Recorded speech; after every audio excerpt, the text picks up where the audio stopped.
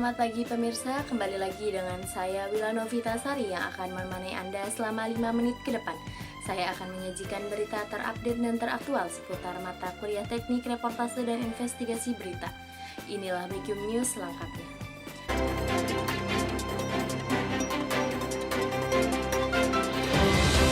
Baiklah, kita awali berita pagi ini dengan membahas materi tentang inovasi karya jurnalistik, yaitu peran jurnalisme data dan teknologi informasi.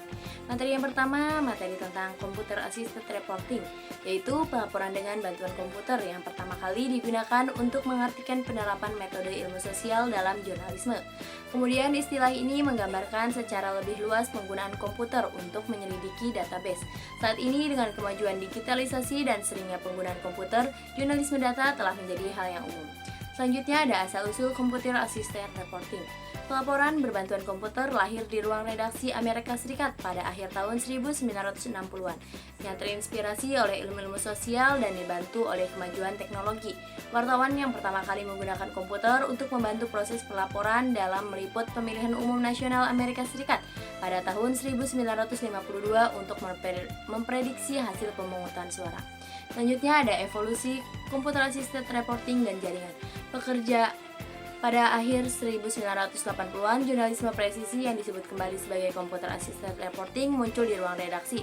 Jumlah reporter yang mempraktikkan teknik ini terus bertambah, sebagian berkat jaringan profesional yang kuat yang dibangun terutama oleh National Institute for Computer Assisted Reporting yang didirikan pada tahun 1989.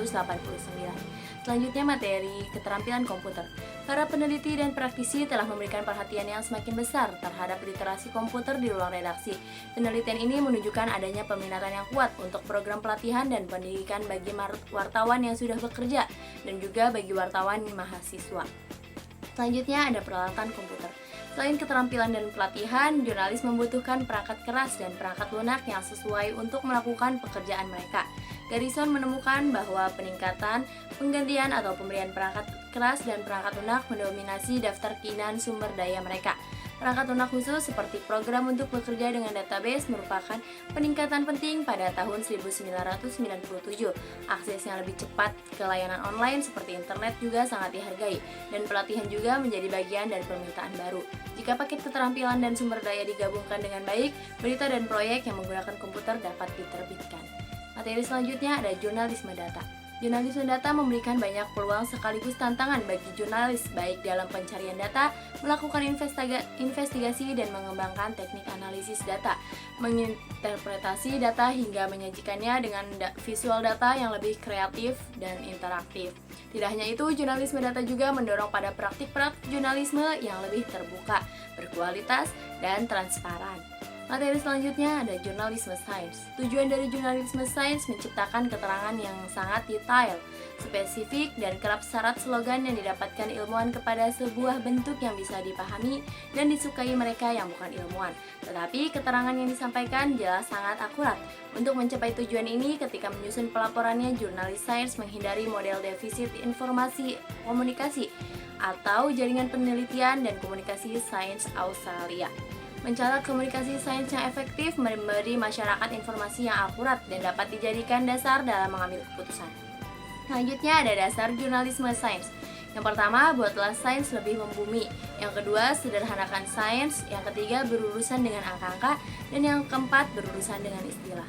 Materi selanjutnya ada manajemen produksi. Manajemen berasal dari kata to manage, yang artinya mengatur.